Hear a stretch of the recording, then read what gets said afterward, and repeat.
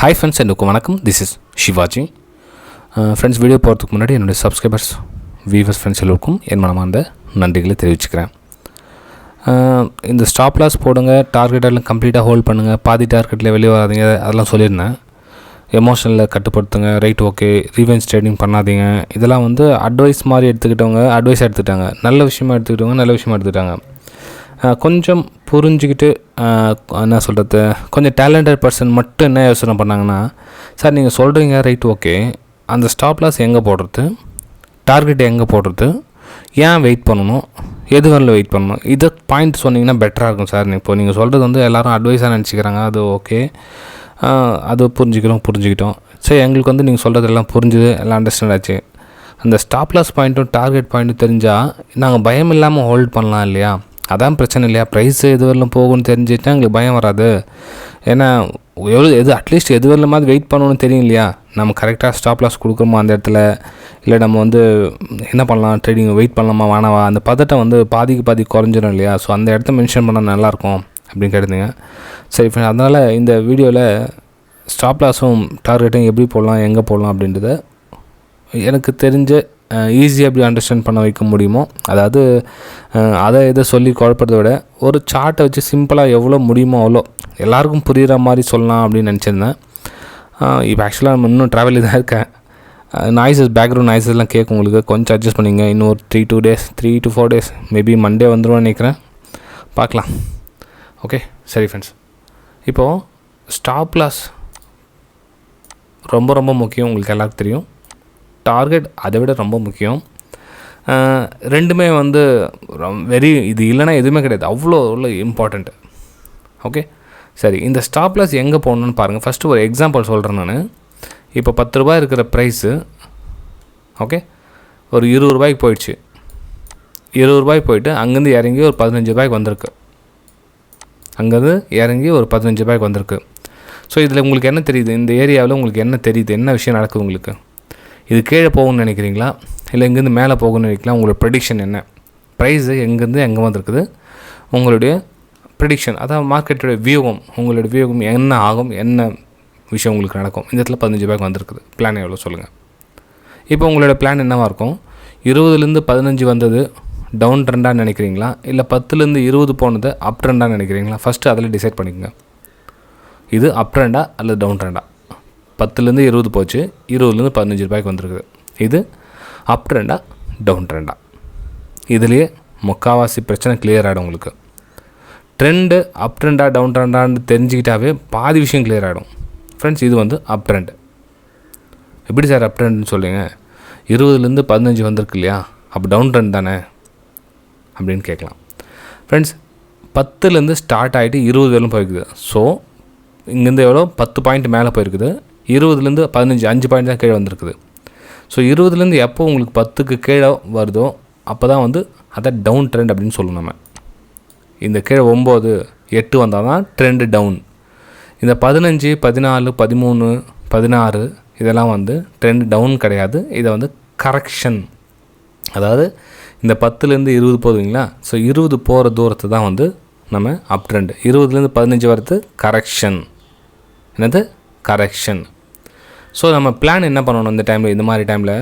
இப்போ உங்களுக்கு சார்ட்டு பச்சை colour candle, red colour candle, shadow, body, trend line, support, resistance, அது வெபினாக்கு ரீடெஸ்ட்மெண்ட் எட்ஸெட்ரா பிளா அதெல்லாம் சொல்லி உங்களுக்கு அப்படி இப்படி சொல்கிறத விட கொஞ்சம் எளிமையாக புரிய வைக்கலான்னு சொல்லிட்டு. ஏன்னா வந்து எல்லாத்தையும் மறந்துடுங்க, உங்களுக்கு என்னென்ன தெரிஞ்சிருக்குதோ எல்லாத்தையும் கம்ப்ளீட்டாக மறந்து ஒரு 10 நிமிஷத்துக்கு எதுவும் தெரியல அப்படின்ற மாதிரி ஒரு எண்ணத்தில் பாருங்கள், நிறைய விஷயம் புரியும் உங்களுக்கு.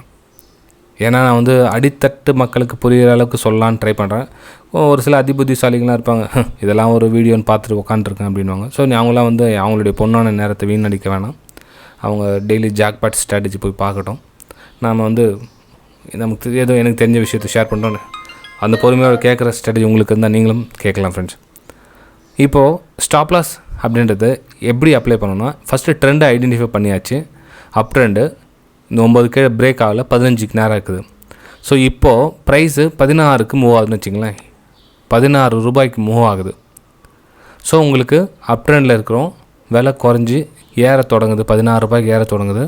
ஸோ உங்களுடைய ஸ்டாப் லாஸ் என்னவாக இருக்குன்னா 14. நான் 14 ரூபாய்க்கு வந்தால் நான் என்னுடைய லாஸை கட் பண்ணிக்கிறேன், போதும், நான் வந்து ரிஸ்க் எடுக்க விரும்பலை அப்படின்றீங்க. ஸ்டாப் லாஸு இங்கே போடணும் ஃப்ரெண்ட்ஸ். ஸ்டாப் லாஸு 14க்கு போடணும். டார்கெட் அப்போ என்ன அப்படின்னா, நான் 16க்கு என்ட்ரி ஆகிறேன், அப்போ 20 ரூபா போயிருக்குது. ஸோ எனக்கு 20 ரூபா டார்கெட் இருந்தால் போதும், நான் வெளியே வந்துடுறேன். ஏன்னா அதனுடைய அதிகபட்ச விலை 20 ரூபா போயிருக்குது. ஸோ நான் 20 ரூபாய்க்கு வந்தால் கொடுத்துட்றேன், வெளியே வந்துடுறேன். இதுதான் டார்கெட் ஃப்ரெண்ட்ஸ். புரிஞ்சுதுங்களா? Target, stop loss, target, stop loss. புரிஞ்சுங்க, சிம்பிள், ரொம்ப சிம்பிளாக தான் இருக்கும். இதே அப் ட்ரெண்டில், இது அப் ட்ரெண்டில். டவுன் ட்ரெண்ட்லேயே அதே மாதிரி தான், கொஞ்சம் மாற்றி அமைச்சுங்க. இப்போ டவுன் ட்ரெண்டில் என்ன பண்ணணும், 20 ரூபா இருந்தது, 20 ரூபா இருந்து 10 ரூபாய்க்கு இறங்கிச்சு. இப்போ 15 ரூபாய்க்கு மேலே மூவ் ஆகுது. இப்போ இது என்னது, டவுன் ட்ரெண்ட். சார் 10லேருந்து 15 போச்சு, அப் ட்ரெண்ட் இல்லையா அப்படின்னு கேட்கலாம். இல்லை, ஏன்னா இது பெரிய ட்ரெண்ட். 20லேருந்து 10 பெருசு, 10 நம்பர் இல்லையா, இது 5 நம்பர் தானே. அப்போ என்ன பண்ணலாம், இங்கேருந்து 15லேருந்து 14 கீழே ப்ரைஸ் குறையுது அப்படின்னா என்ட்ரி போடுங்க. உங்களுடைய ஸ்டாப் லாஸ் என்ன இருக்கும், 16. உங்களுடைய ஸ்டாப் லாஸு 16. அப்போ உங்களுடைய டார்கெட் என்ன இருக்கும், டார்கெட்டு 10. ஏன்னா அதோட கடைசியாக 10 ரூபா டச் பண்ணிட்டு போய்ட்டுருக்குது. ஸோ 10 ரூபா டார்கெட்டு. அது கூட கீழே போகுது, 8 ரூபா 9 ரூபா போட விடுங்க. நான் சொல்கிறது ஆரம்ப கட்டத்தில் ஸ்டாப் லாஸ் போடுற இடம் இந்த மாதிரி அமைச்சிக்குங்க. ஓகேங்களா ஃப்ரெண்ட்ஸ்? வீடியோ பிடிச்சதான் மறக்காமல் லைக் பண்ணுங்கள். லைக்ஸ் ரொம்ப ரொம்ப கம்மியாக பண்ணுறீங்க. ஒரு 500,000 லைக்ஸ் இருந்தால் பெட்டராக இருக்கும். ஏன்னா வந்து நீங்கள் மேபி ரொம்ப அட்வான்ஸ் லெவலில் இருக்கிறவங்களா இருந்தால் உங்களுக்கு என்னோடய வீடியோ பிடிச்சிருந்தா லைக் பண்ணுங்கள். புதுசாக பிகினர்ஸ் மறக்காமல் லைக் பண்ணுங்கள். ஓகேங்களா? சரி, இப்போது சார்ட்டில் போயிட்டு பார்க்கலாம். எக்ஸாம்பிள், இது என்னது, நான் சொன்னது ப்ரைஸு இந்த மாதிரி வந்துட்டுருக்குது, ரைட்டுங்களா? இப்போது நீங்கள் என்ன பண்ணுறீங்க, ட்ரெண்ட் லைன் இப்படி கனெக்ட் பண்ணுறீங்க, ட்ரெண்ட் லைனு கனெக்ட் பண்ணுறீங்க. ஸோ இந்த ட்ரெண்ட் லைன் கட் ஆகிடுச்சுன்னா நீங்கள் என்ன பண்ணலாம், பை எடுக்கிறீங்க அப்படின்னா உங்களுடைய ஃபஸ்ட்டு டார்கெட் இது, ரெண்டாவது டார்கெட் இது. ஏன்னா கடைசியாக அவங்க புஷ் பண்ண விட்ட இடம் அதுதான். மேபி இந்த இடத்துல பிரேக் ஆகிட்டு மேலே போச்சுன்னா ப்ரைஸ் கீழே வரதுக்கான சான்ஸ் இருக்கும். அதனால் ஃபஸ்ட் லெவல் இங்கேயே வந்துடுங்க அப்படின்னு சொல்லுது.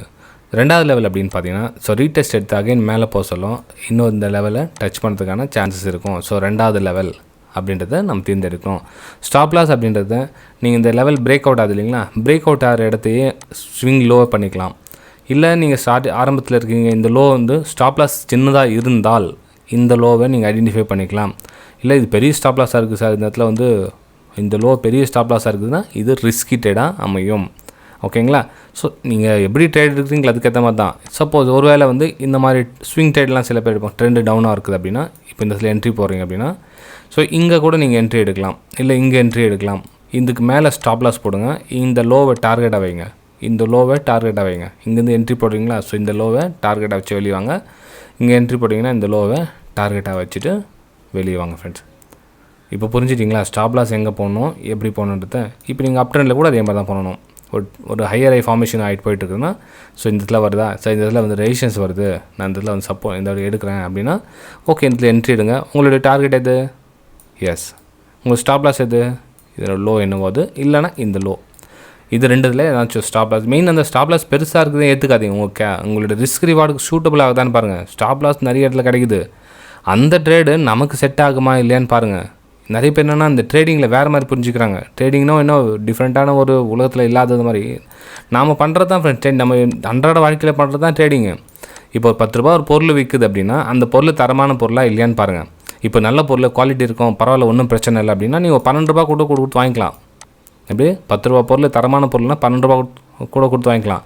ஆனால் அது 10 ரூபா வந்து தரமாட்டது, நாளைக்கு இருந்துச்சுன்னா அது 8 ரூபா 7 ரூபா கூட போயிடும் அப்படின்னா நீங்கள் என்ன பண்ணணும், அந்த பொருளை வாங்கவே கூடாது.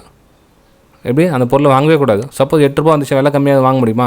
இல்லை 6 ரூபா அந்த விலை கம்மியாக வாங்க முடியுமா? இல்லை 5 ரூபா வாங்க முடியுமா? இல்லை. அந்த குவாலிட்டி எப்படின்னு பாருங்கள், அதுதான் வந்து ட்ரெண்ட் அப்படின்னு சொல்லுவோம். ஓகேங்களா? சரி ஃப்ரெண்ட்ஸ், நம்ம அடுத்த வீடியோ சந்திக்கலாம். தேங்க்யூ.